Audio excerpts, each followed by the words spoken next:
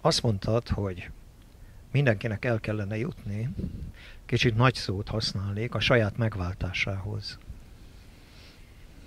Van-e arra ötleted, hogy aki esetleg ebbe az irányba dönt, az hogy kezdje el?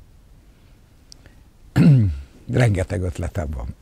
De az egyik ötlet, az egyik alapvető ötlet, hogy tanulmányozza a tanításokat és önmagát. Tehát önmagát is és a tanításokat, keressen egy jó csoportot, egy jó tanítóval, és ott gyakoroljon, és gyakoroljon együtt a csoportban, és kitartóan is gyakoroljon.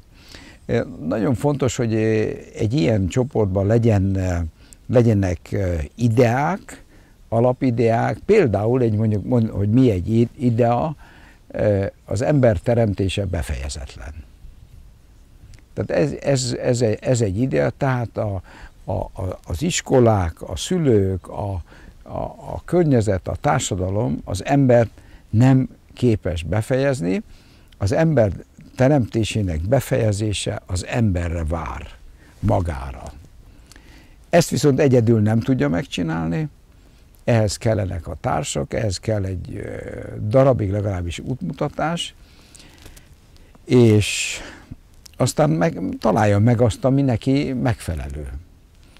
Nem minden út mindenkinek megfelelő, hanem van, amelyik egyiknek, valakinek jobban tetszik, akkor másiknak jobban tetszik. De minden esetre tegye meg azt is, hogy próbáljon ki mást is. Tehát ne, hogy én most már megtaláltam ebbe mindent, az üdvösséget, stb.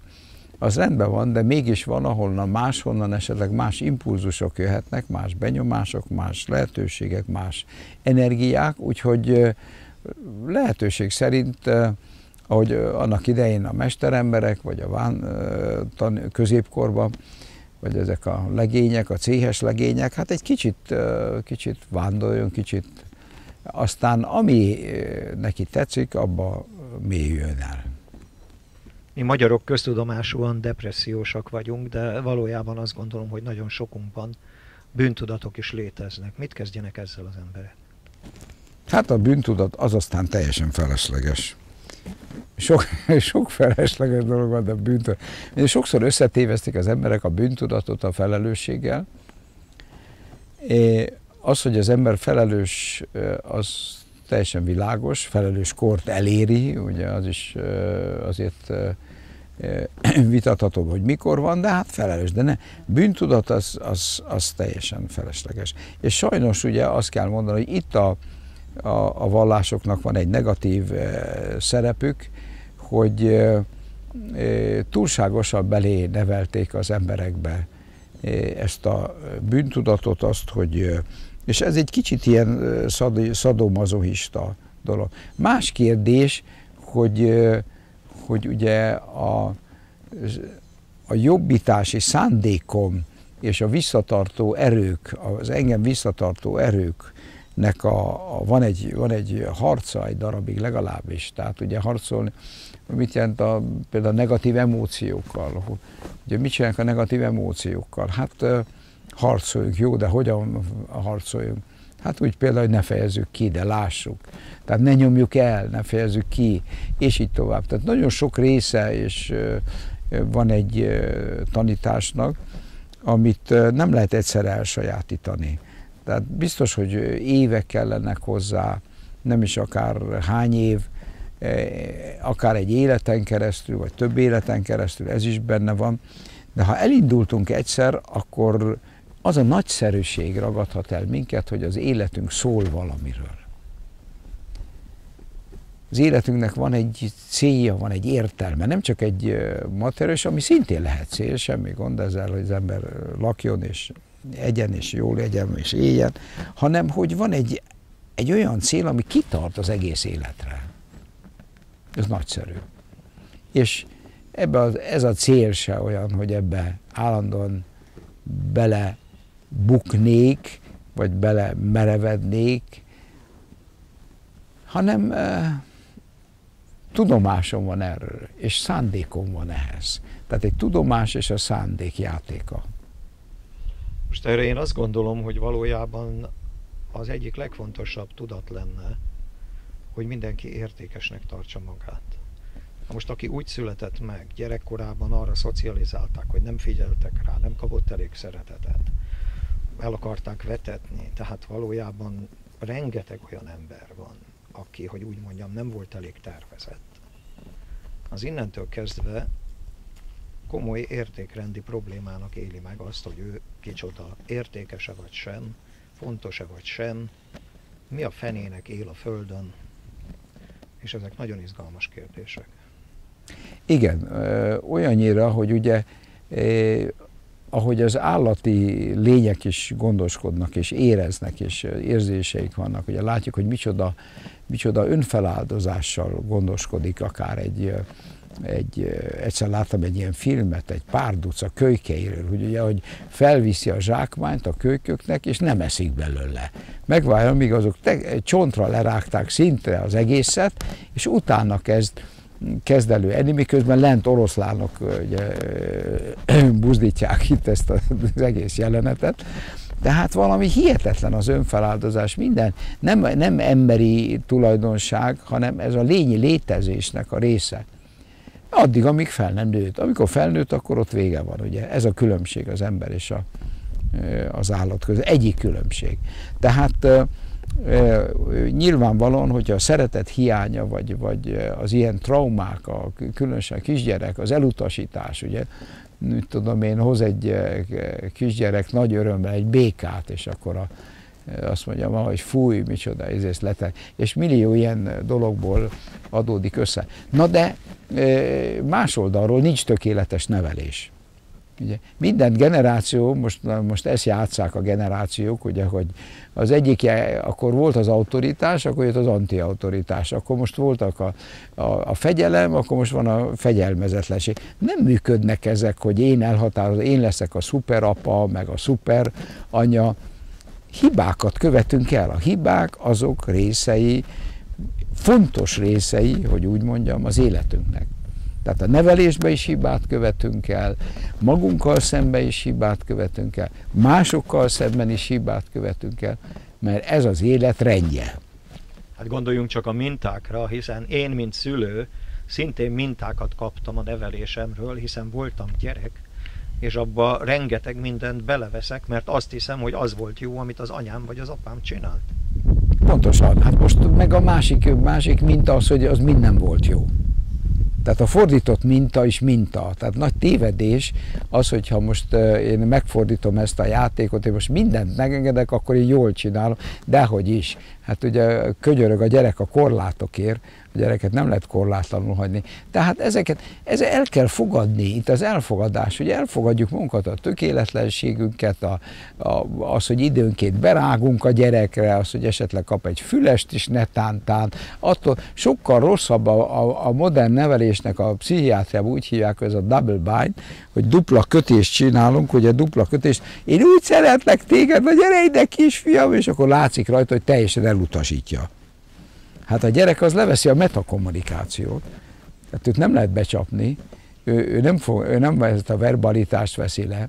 Nagyon gyakran ebből keletkeznek a skizofréniák. És ebből komoly pszichiátriai, pontosan problémák alakulhatnak ki, úgyhogy tisztességesebb egy rendes pofon, mint double bind kialakítani, és akkor azért, mert én nem ütöttem meg a gyerekemet, nem ütötted meg, de elmebeteget csináltál belőle.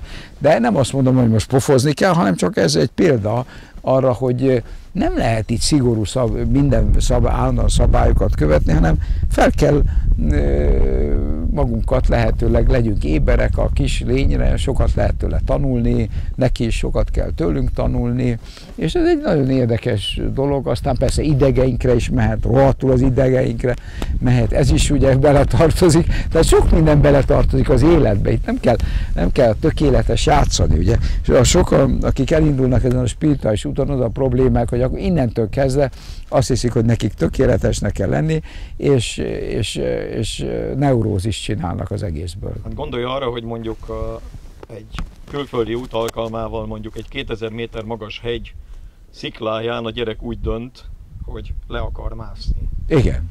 Na most Ez egy jó extrém példa. éljen a szabadság? Igen, és akkor ennyi volt az élete. És na, számtalan ilyen szituáció van átmenni az úttesten. Na a túlféltés, tehát hogyan lehet ugye megtalálni, azért nálunk a magyar nevelésben volt egy ilyen túlféltés, az állam ne csináld ezt, ne csináld azt. Most ott van nálunk például Siófokon, ott van egy tér, ahol teljesen veszélytelenül futkározhatnak, bicajozhatnak, stb. Semmilyen kockát. De már ott is, hogy na ne menj messze, ne ízéd, ne csinálj. Tehát ezek ugye a felesleges, a saját korlátaink, a saját félelmeinknek a kivetítése, amit aztán ragyoggal sikerül majd átadnunk, és akkor lám ők is megszülettek, illetve hát felnőttek ezekkel a félelmekkel, és viszik tovább. Tehát van itt egy normalitás, ahogy azt hiszem, hogy mindenben, van itt egy közép.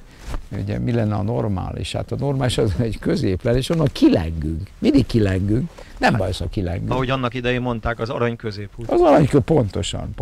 Hát lengjünk ki! Nem kell nekünk ott mereven, ottan közép felakasztani magunkat. Nyugodtan kilenghetünk, csak ebben ugye minél több szeretet van az emberben, annál többet engedhet meg magának. Akár a nevelésbe, akár az emberi kapcsolatokba, akár aki állandóan fél, állandóan visszaveszi magát, ugye, az kevesebbet engedhet meg. Ezek az emberek, azért a gyerekek különösen megérzik a szeretetet. Ugye? És mi van akkor, amikor a szeretetet összetévesztik a birtoklással? Igen. Ugye ez az én gyerekem azt fogja csinálni, amit én mondok, igen. Azt csinálok vele, amit én akarok. Hát nem. Vagy a párkapcsolatban is nagyon sokszor azt látom, hogy a párkapcsolat azért megy tönkre, mert a szerelmet összetéveszti a birtoklás. Igen. Hát ez egy fejlődési fázis. Ugye a gyerekeknél van egy ilyen fejlődési fázis, hogy mit tudom én, ez az én kövem, vagy ez az én izém, ugye, tehát van egy ilyen fejlődési fázis, na most ez egy bizonyos értelemben egy megrekedés. Tehát felnőtt korban ugye ezen a dolog, vagy legalábbis ugye az magunk nevelésével elhagyjuk ezeket, és belátjuk azt, hogy a birtoklás az engem korlátoz leginkább. Tehát nem annyira, én azt hiszem, hogy a másikat birtokol, nem lehet birtokolni egy embert, nem lehet birtokolni, egyáltalán nem lehet birtokolni semmit. Ugye? Tehát erre rá belsőt lehet birtokolni, ugye? Nem véletlen volt régen az a mondás, hogy csak ami az a tiéd, ami benned van. De a többit el lehet venni. És a gyerekek Isten adományai, és a szerelem is az Isten adománya, és minden Isten adománya, vagy a taoé, ha jobban tetszik, a nagy szellemé, kinek mi tetszik, de ezek nem a mi tulajdonunk, hát nagyon hamar megtapasztaljuk, ugye, hogyha ez 20 év után, hogy úgy otthagynak, mint Szent Pál az olajokat. Tehát elmennek, az ő életüket akarják élni, teljesen természetes.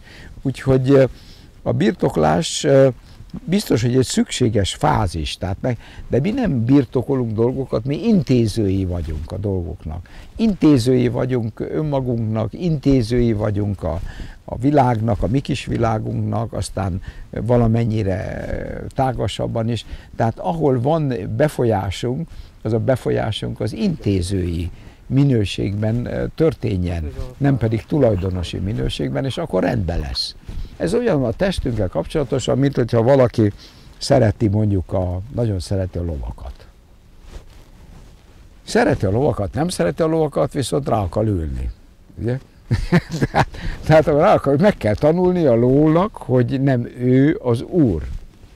És ez nem könnyű neki ezt megtanulni. Tehát ugyanígy az önnevelésünk, vagy az önfejlesztésünk során tehát ez a jóindulatú intéző nem büntet, nem nevel bűntudatot, nem bánt lehetőség szerint, de azért megmutatja mindig, hogy aha, itt van az erő, itt van a szándék. Én vagyok az, aki neked parancsol, és nem te nekem. Aztán persze jelentkezhetsz, amikor a szükségleteid jönnek, de ennyi. Szoktam mondani viccesen mai szóval, hogy mindent leasingelünk. Igen, mai szó, az jó kifejezés. Leasingelünk. Tehát ez az intézői funkció, azt hiszem, egy szép. És ráadásul hozzá is tenném, hogy jó indulatú. Tehát nem egy ilyen frusztrált, tehát akár a testünkről van szó, akár másokról, nem egy frusztrált intézői pozícióban vagyunk, aki kiéli a saját szerencsétlenségét önmagán vagy másokon, hanem egy jó indulatú, egyfajta kedvességgel viszonyulunk.